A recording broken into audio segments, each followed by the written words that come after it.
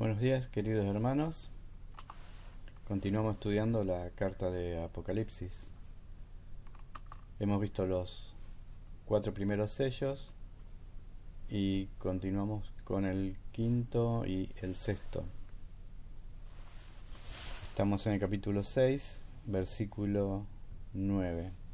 Cuando abrió el quinto sello, vi bajo el altar las almas de los que habían sido muertos por causa de la palabra de Dios y por el testimonio que tenían. Aquí vemos que aparece una nueva figura que es el altar en el cielo.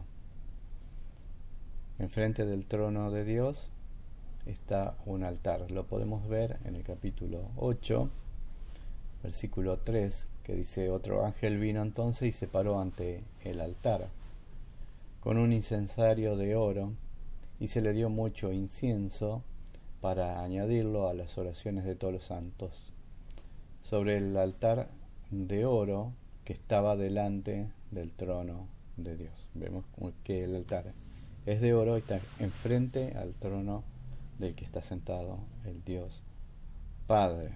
Y abajo de ese altar dice: las almas que habían sido muertos. Y en ese altar, si uno se va al Antiguo Testamento, vemos que la sangre de los sacrificios era derramada al pie de ese altar. En Éxodo 29:12 dice: y de la sangre del becerro tomarás y pondrás sobre los cuernos del altar con tu dedo, y derramarás toda la demás sangre al pie del altar.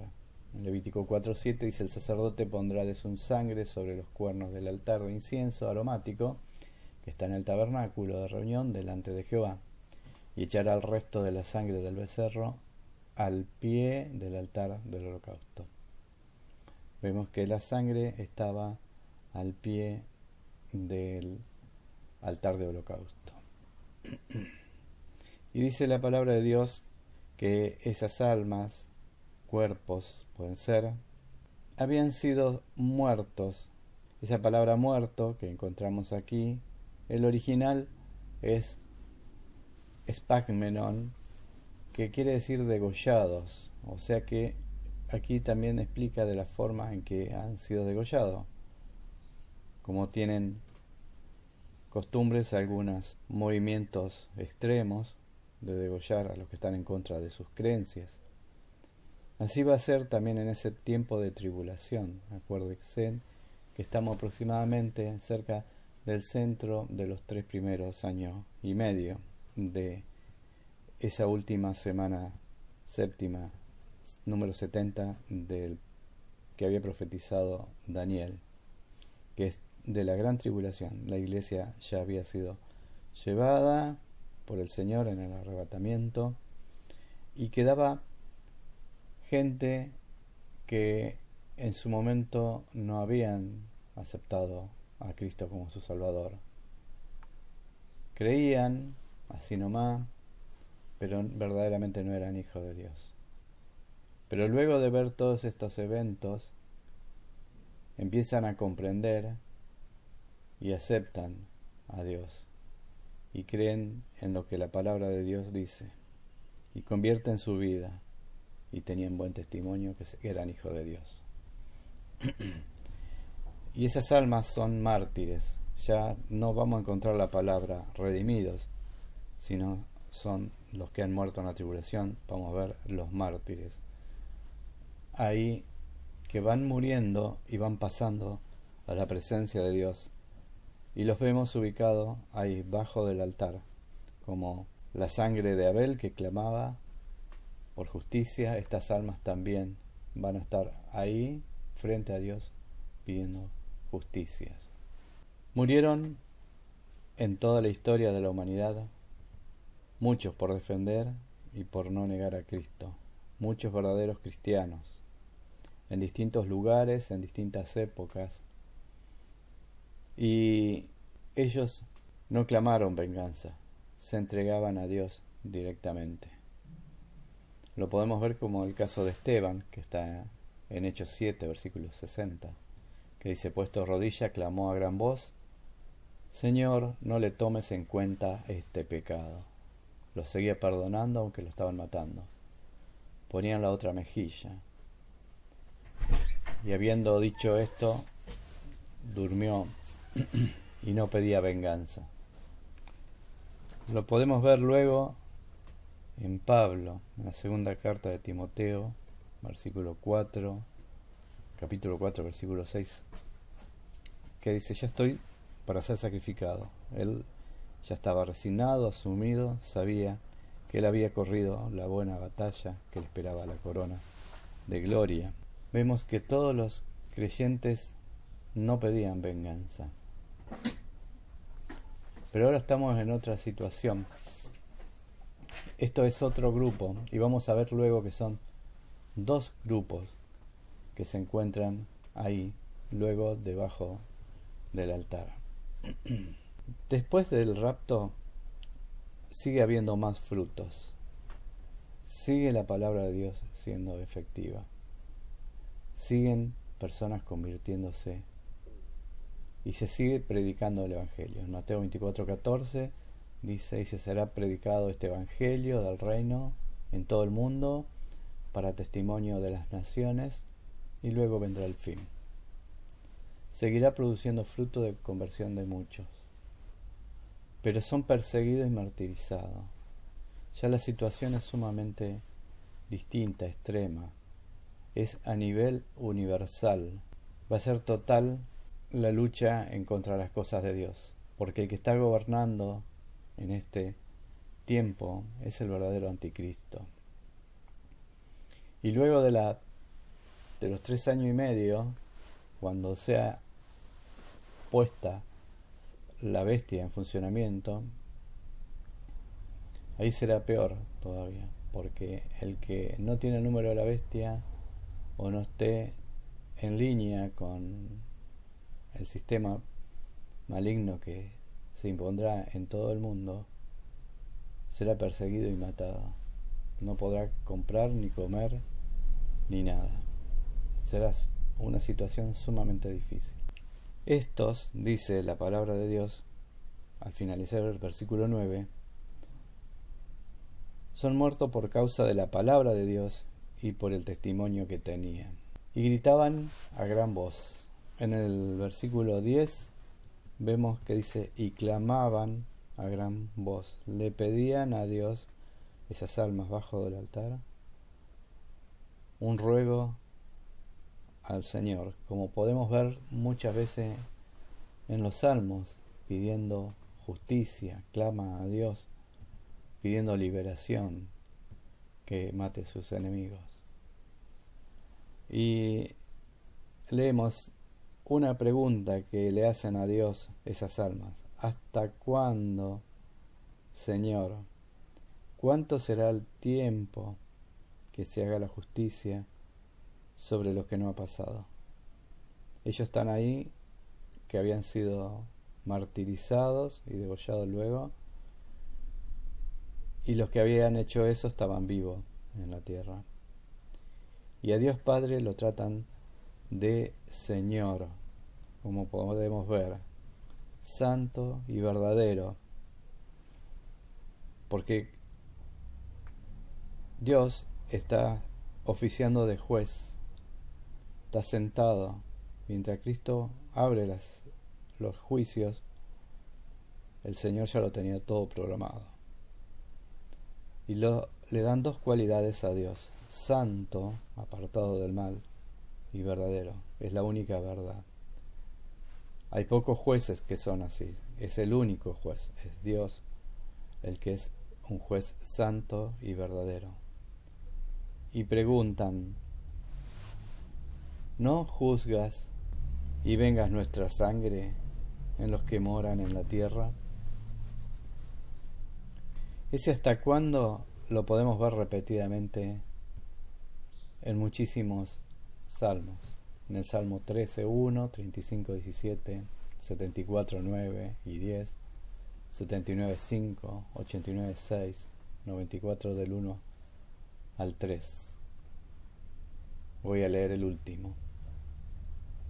Dice: oración clamando por venganza. Jehová, Dios de la venganza, muéstrate.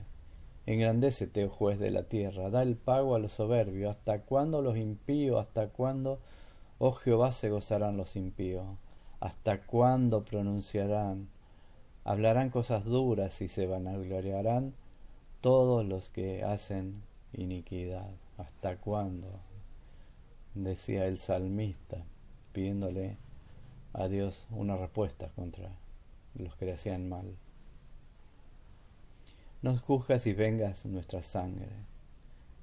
La palabra juzgar es evaluar, ser minucioso, discriminar lo bueno y lo malo, lo correcto.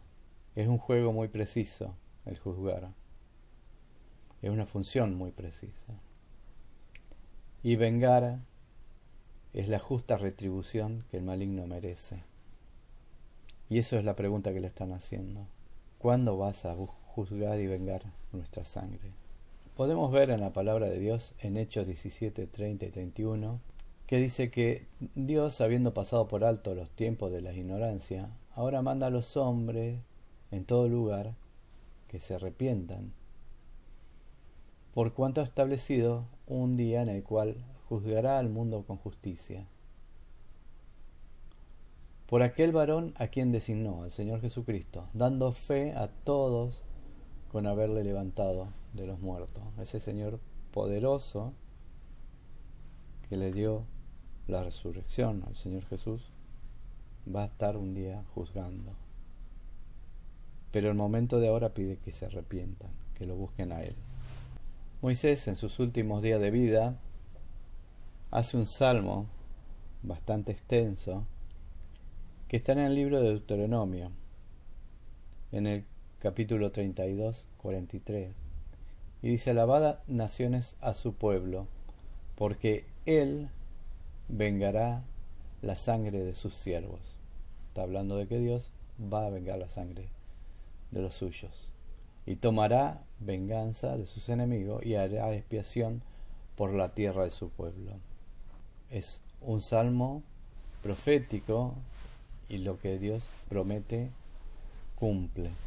En Apocalipsis 19:2, cuando está la alabanza en el cielo, dice: porque sus juicios son verdaderos y justos, pues ha juzgado a la gran ramera que ha corrompido la tierra con su fornicación, y ha vengado la sangre de sus siervos de la mano de ella. Luego de los juicios, en Apocalipsis 19:2 podemos leer: ha vengado la sangre de sus siervos de mano de ella. Lo que le están pidiendo aquí las almas bajo del altar, luego lo vamos a ver capítulo más adelante, que Dios ya hizo la venganza. Al finalizar el versículo 10, dice que esa venganza es a los que moran en la tierra. Esta palabra, que mora en la tierra, la vamos a ver y la hemos visto ya varias veces repetida en el libro de Apocalipsis. Cuando dice los que moran en la tierra, se refieren a la humanidad que tiene una posición hostil hacia Dios y que además son oponentes acérrimos a los siervos, a los seguidores de Dios. Esto lo podemos ver en Apocalipsis 3:10, 8:13, 11:10, 13:8 y 12 y 17:2 y 8. En el versículo siguiente, en el 11, dice: y se le dieron vestiduras blancas y se le dijo que descansen todavía un poco de tiempo. A estos santos mártires reciben un galardón de gracia con vestiduras reales y se les pide que descansen todavía en las bendiciones de estar ahí en la presencia de Dios, porque ellos preguntan ¿hasta cuándo? Y Dios es el que maneja los tiempos, y los tiempos no son humanos, son divinos, y dice que hasta que se completará el número. Dios sabe qué número de mártires van a ser, también qué tiempo va a ser. En la profecía de Daniel va contando los días y va diciendo que van a pasar tantos días y se van a extender unos días más, 15 días más, luego 45 días más. Y los que vencieren después de pasar ese tiempo establecido por Dios, van a reinar ahí directamente en el milenio con Cristo. Van a ser reyes y sacerdotes. Y estos que están bajo el altar van a tener esa primera resurrección. Pero Dios ya le dio vestiduras blancas, ya le dio una vestidura digna. Ya están gozando en la presencia del Dios. Pero le pide, descansen un poco de tiempo hasta que se completará el número. ¿El número de quién? Dice, de sus consiervos y sus hermanos, que también habían de ser muertos con ellos. Consiervos se entiende de que son judíos. Juan estaba escribiendo, él es judío, y también cuando dice esa palabra consiervo es judíos, y a la nación de Israel, los descendientes de Jacob, se le dice consiervos entre ellos, y sus hermanos se refiere a los gentiles, pero que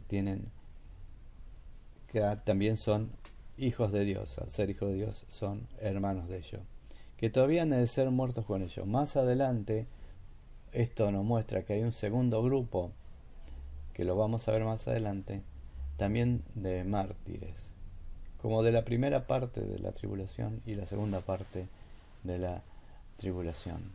Los de la primera parte son a causa de la palabra de Dios y del testimonio de ellos, como he leído en el versículo 9.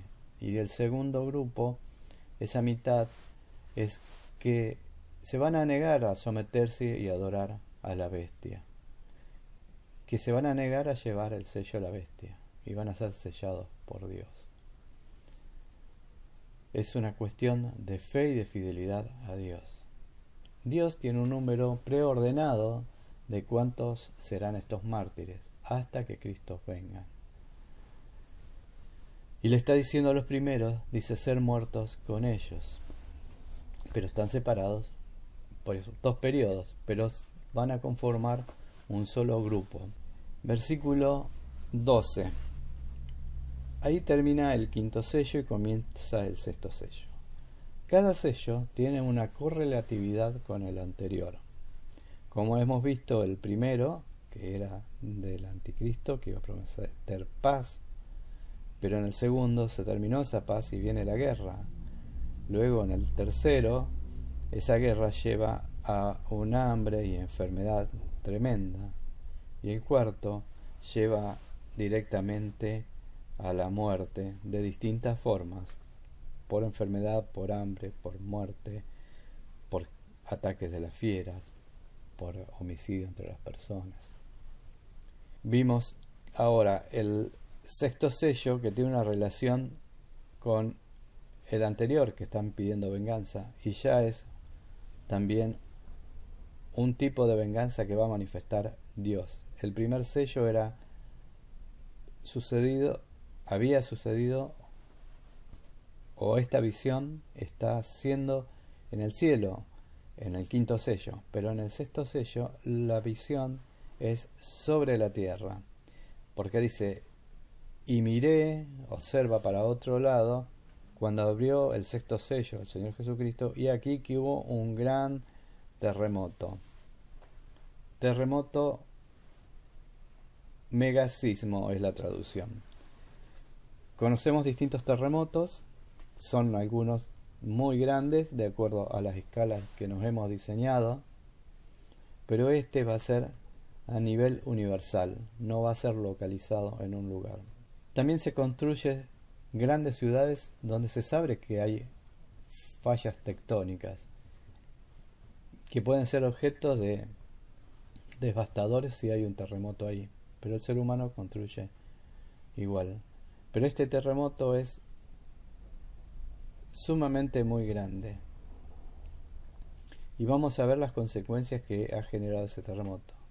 Luego vamos a ver 2 terremotos más. El último es totalmente devastador antes de la venida del Señor Jesucristo. En este gran terremoto a nivel mundial, dice que el sol se puso negro como tela de silicio y la luna se volvió toda como sangre. Cuando vamos a estudiar todos estos acontecimientos cósmicos y terrestres que están sucediendo aquí en Apocalipsis, la interpretación tiene que ser literal. Muchas religiones lo espiritualizan, como que quiere simbolizar tal o cual cosa. Pero no, es la mano poderosa de Dios, el que creó todas las cosas, que están modificando su propia creación. Que Él está haciendo justicia contra los que están en contra de Él. Están hablando de acontecimientos históricos y literales. Aún no ha venido la venida del Hijo del Hombre, pero ya se van sucediendo todas las cosas a ese día. Cristo en Lucas 21, desde el 25 al 27, dice: entonces habrá señales en el sol, en la luna y en las estrellas, y en la tierra angustia de la gente, confundida a causa del bramido del mar y de las olas. Cuando hay un terremoto tan grande, también se producen grandes tsunamis. Desfalleciendo los hombres por el temor y la expectación de las cosas que sobrevendrán en la tierra, porque las potencias de los cielos serán conmovidas. Entonces vendrá luego el Hijo del Hombre, que vendrá en una nube con poder y gran gloria. Eso vamos a ir viendo capítulos más adelante. Pero Cristo estaba dando ya las señales ante el fin.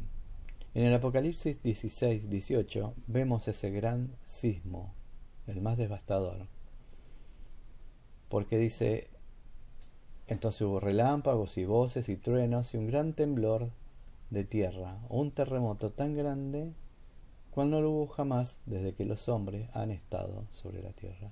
No hay comparación. Se rompe la tierra, los montes, han de entrar en erupción muchísimos volcanes,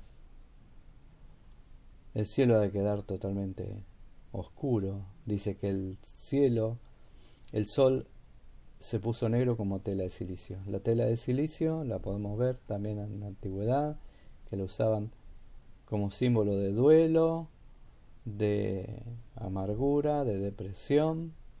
La gente se ponía esa tela que era de pelo de cabra negra, áspera, y se postraban con su rostro hacia la tierra y se tiraban cenizas encima también. Y el sol se pone oscuro, todo negro, y la luna cambia su color, se pone roja, en sangre.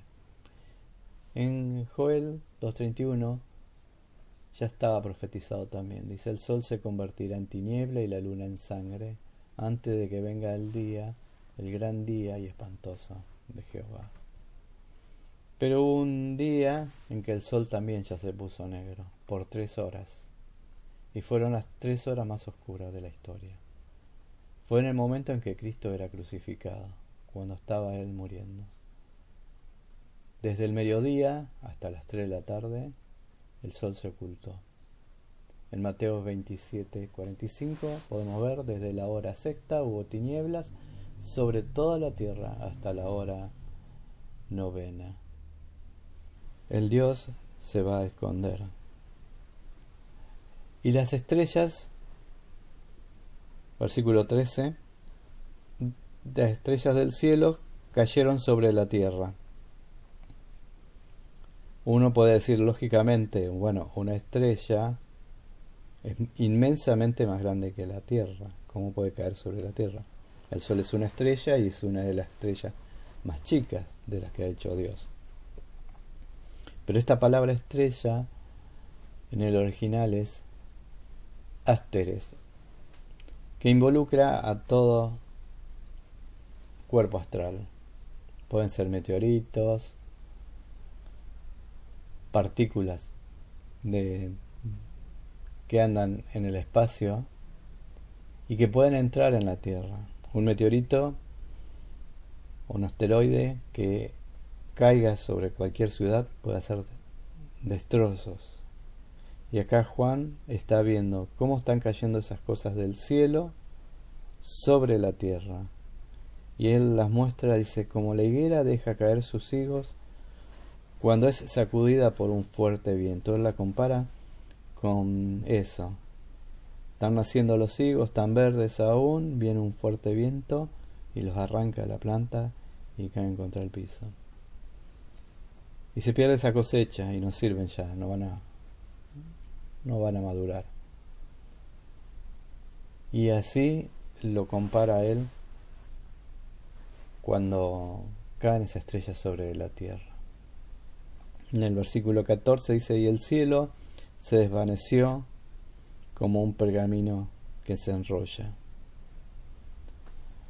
Y uno puede decir, y lo comparan también, no, eso es una explosión de una bomba atómica, porque la forma es lo más similar a lo que está describiendo la Biblia, de que el cielo se va a partir en dos, porque esa palabra desvaneció quiere decir que se separa en dos pedazos. Y yo digo, ¿va a ser una producción por el hombre o es un fenómeno de la mano de Dios, del Creador que mueve las cosas sobrenaturalmente sobre la creación? Es Él que está haciendo caer sus juicios. No necesita de armas del hombre. Él es el que va a enrollar el cielo como un pergamino. Él hace y pinta el cielo y lo dibuja como Él quiere, a su manera. Él lo hizo. Él puede hacer cualquier cosa de su creación. En Isaías 34:4 dice, y se enrollarán los cielos como un libro, como un pergamino lo enrolla. ¿Cómo será? No sé, pero ya estaba profetizado y Juan lo vio. Y caerá todo su ejército, como se cae la hoja de la parra o como se cae la de la higuera. Siempre van comparando así con la caída de las hojas de las parras. Está viendo como caen pedazos de cielo también. Y debido a todo este cataclismo, dice, y toda isla se removió de su lugar, y todo monte también.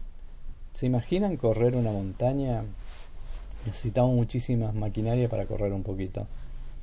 Pero Dios va a hacer un desplazamiento de tierra muy grande. Y las islas también se van a correr de lugar.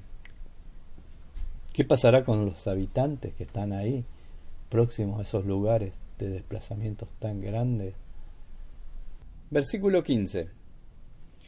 Y los reyes de la tierra, y los grandes, los ricos, los capitanes, los poderosos, y todo siervo y todo libre, se escondieron en las cuevas y entre las peñas de los montes. Todos sin distinciones, todos igual, no importa lo que sean. Todos huyeron de este cataclismo, de este juicio de Dios sobre esta tierra. Cuando dice reyes son emperadores, presidentes, primeros ministros, los que están dirigiendo naciones grandes, son magistrados, los jueces, los primeros, los ministros, los funcionarios más importantes, todos los políticos, capitanes, los que tienen al mando las fuerzas armadas, los jefes de muchos soldados, de ejército, gente poderosa. Cuando dice poderoso ahí, está hablando a los que son ricos, muy potentados.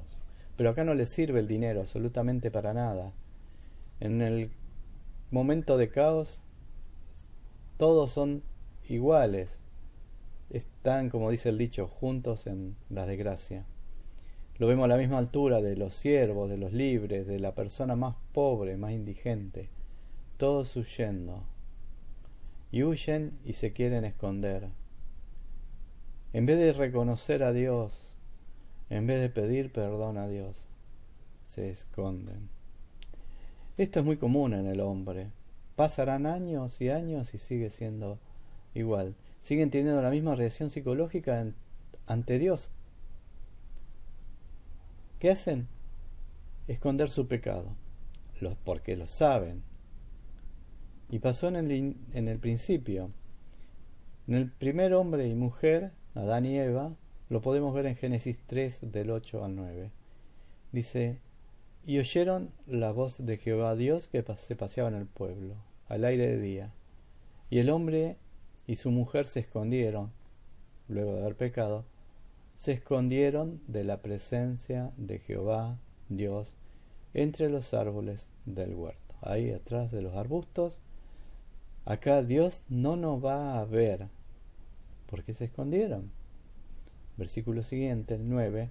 Mas Jehová Dios llamó al hombre y le dijo: ¿dónde estás tú?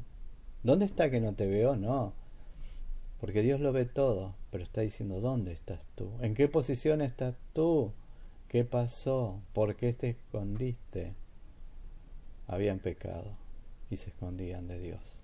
Y entonces se meten entre las cuevas y entre las peñas de los montes. Todo lo que estamos leyendo ya están anunciados siempre en el Antiguo Testamento por distintos profetas. Las mismas palabras que eran profetizadas, Juan la estaba viendo desde el cielo lo que iba sucediendo en ese momento de esa gran tribulación. En Isaías 2:10 dice: juicio de Jehová contra los soberbios. No importaba estas personas que sean poderosas, sino que caen los juicios sobre ellos. Y podemos leer, dice: métete en la peña, escóndete en el polvo, de la presencia temible de Jehová. Escóndete de la presencia de Jehová, escóndete del resplandor de su majestad. La altivez de los ojos de los hombres será abatida, y la soberbia de los hombres será humillada. Y eso está haciendo Dios con esos juicios, destruyendo la soberbia y la altivez. Versículo 16. Y decían, una vez que se metían en los montes, a los montes y a las peñas: caed sobre nosotros y escondednos, porque saben que están pasando esos juicios divinos. Y en vez de humillarse y pedir perdón y ayuda, socorro a Dios, le oran a las piedras, le claman a las piedras, no a Dios, a ese material inanimados, como también a las imágenes. En la actualidad se le clama y se le pide cosas en vez de pedirle a Dios. Y sus oraciones le dicen: caed sobre nosotros y escondednos. Esta es la palabra, escondednos, igual como Adán y Eva. En Oseas 18 podemos leer: y dirán a los montes: cubridnos, y a los collados: caed sobre nosotros. Cristo en Lucas 23:30 cita esta frase y dice: entonces comenzarán a decir a los montes: caed sobre nosotros, y a los collados: cubridnos. ¿Y de qué se escondían? Seguimos leyendo, dice: del rostro del que está sentado, de Dios Padre. Se esconden de Dios, quieren huir de la presencia de Dios. ¿Por qué? Porque Dios está obrando como juez y ellos son culpables. Dios está sentado en el trono, aplicando los juicios. En Génesis 18:25 veíamos como Abraham hace una pregunta, dice: ¿no ha de hacer lo que es justo? Está hablando de Jehová. ¿No ha de hacer lo que es justo? Sí, está aplicando justicia. En Hebreos 12:23 leemos que Dios, el juez de todos, nadie queda exceptuado, sean ricos, gobernantes o pobres. En el Salmo 98:9 dice: delante de Jehová, porque vino a juzgar la tierra, juzgará al mundo con justicia y a los pueblos con rectitud. El único juez justo y recto. En Isaías 66:16, último capítulo, Isaías dice: porque Jehová juzgará con fuego y con su espada a todo hombre. Y en Apocalipsis 11:18 vemos que Dios ha hecho justicia sobre todo. Dice, y se airaron las naciones, y tu ira ha vencido. Y el tiempo de juzgar a los muertos, y de dar galardón a tus siervos los profetas, a los santos, a los que temen tu nombre, a los pequeños y a grandes, a todos estás juzgando. Y fíjense en este detalle. Y de destruir a los que destruyen la tierra. El ser humano es terrible como contamina, destruye la tierra, la vegetación, los animales, todo el ecosistema lo va destruyendo por sus intereses, por sus ambiciones. Y dice que Dios, como destruyen a la tierra, también hará juicio destruyéndolos a todas esas personas que destruyen la creación. Esta creación que está gimiendo, que grita por la maldad de los hombres. Así que están huyendo del que está sentado en el trono. Y también están huyendo de la ira del Cordero. Acá podemos decir, pero acá hay un error, como la ira del Cordero. Nunca vimos un Cordero terrible, malo, bravo. Si diríamos un león, sí, un león uno escucha su rugido y los paraliza a uno, aunque esté a una distancia sumamente lejos, es tan poderoso. Pero está hablando de la ira del Cordero. Esa palabra ira nos lleva a pensar en la indignación divina ante la rebelión, la rebeldía humana. Entonces uno dice, ¿Cordero o león? Es él el león de Judá, es el Señor Jesucristo. Pero en Apocalipsis 5:6 vemos que el Cordero tiene 7 cuernos. Ahora es todopoderoso. Él tiene el poder de todo. Él está ejecutando absolutamente todo. Y la gente está escondiéndose de la ira del Cordero. Esto es debido a la dureza del corazón humano. Hace que se esconda del único que lo puede salvar. El Señor Jesús es la única persona que puede salvarte, como me ha salvado a mí. Juan el Bautista, cuando lo ve, dice en Juan 1:29, he aquí el Cordero de Dios que quita el pecado del mundo. Por eso se llama Jesús, porque Él salvará al mundo. Él es el único que puede quitar ese pecado. Los hombres están conscientes de la realidad que están viviendo, que son juicios de Dios, pero se niegan a reconocer al único Dios y verdadero. Versículo 17.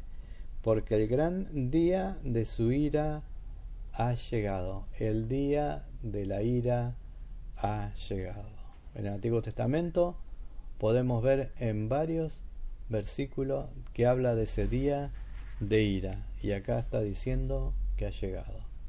Podemos leer en Joel 2:11, dice, y Jehová dará su orden delante de su ejército, porque muy grande es su campamento, fuerte es el que ejecuta su orden, que es el Señor Jesús, porque grande es el día de Jehová y muy terrible. ¿Quién podrá soportarlo? Sofonías 1:14 y 15 dice, cercano está el día grande de Jehová, cercano y muy próximo. Es amarga la voz del día de Jehová, gritará allí el valiente. Día de ira aquel día de angustia y de arrepentimiento, día de alboroto y de asolamiento, día de tiniebla y de oscuridad, día de nublado y de entenebrecimiento. Y en el versículo 18 del mismo capítulo habla que ni su plata ni su oro podrá librarlo en el día de la ira de Jehová. Ya no vale dinero, ni armas, ni lo que tenga.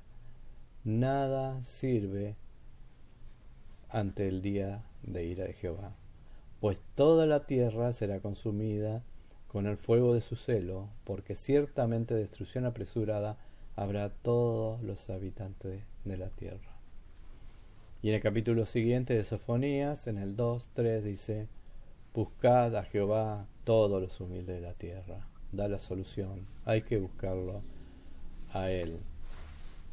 Los seres humanos se burlan. Esto que estamos estudiando, leyendo, aprendiendo de Dios, para ellos es un cuento, es mentira, es una ficción, pero es una realidad, es palabra de Dios, es la verdad, es inefable. Los seres humanos se ríen de esto, dicen, no, que no va a haber fin de mundo, o se la saben todo, a mí no me va a pasar.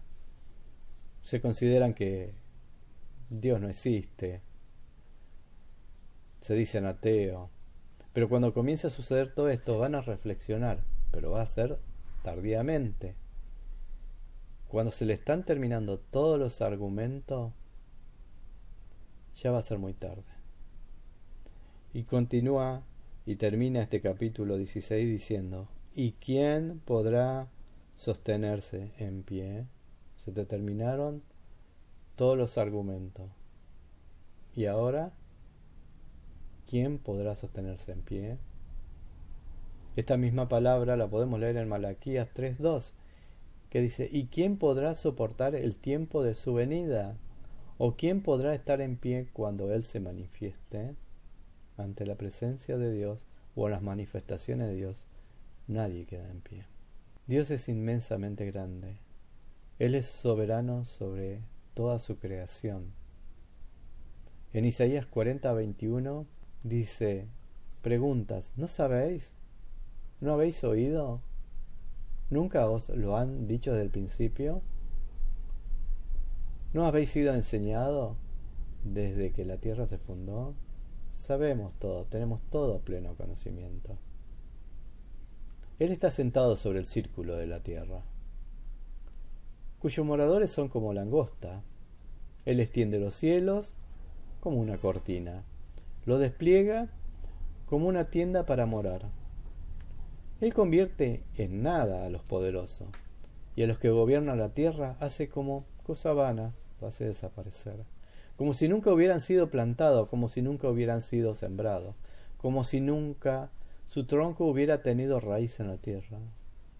Tan pronto como sopla, en ellos se secan, y el torbellino los lleva como hojarasca. ¿A qué pues me haréis semejante o me compararéis? Dice el santo, dice Dios mismo. Levantad en altos vuestros ojos, y mirad quién creó estas cosas. Él saca y cuenta a sus ejércitos, a todos llama por su nombre, ninguno faltará. Tal es la grandeza de su fuerza y el poder de su dominio. Seguimos con la última pregunta del capítulo. ¿Y quién podrá sostenerse en pie? La contestación es nadie. La única forma de estar en pie es a través de la gracia de Dios, de su misericordia. Y esto Él lo hace a través de la persona del Señor Jesucristo. Él quiere ponerte en pie, verdaderamente en pie. Él quiere que sea un hijo de Él. Él quiere darte la salvación, librarte de esta ira venidera. Vemos que el hombre rechaza a Cristo. Y es un necio porque construye sobre la arena de esta vida, sobre su fuerza, sobre su poderío, sobre su razonamiento. Pero la solución a la vida, la solución a todas las cosas, la única verdad es construir sobre Cristo. Él es la roca. Él es nuestra sólida esperanza. Él es el que te hará vivir junto a Él por la eternidad, allá en los cielos, en la casa del Padre, por siempre. Él fue a preparar morada. Él te da la oportunidad. El tiempo aceptable es hoy. Mañana será tarde. Que el Señor te abra y nos abra los entendimientos, que podamos reflexionar sobre su palabra y sobre su grandeza y sobre su poderío y cuánto nos amó. Que el Señor te bendiga. Amén.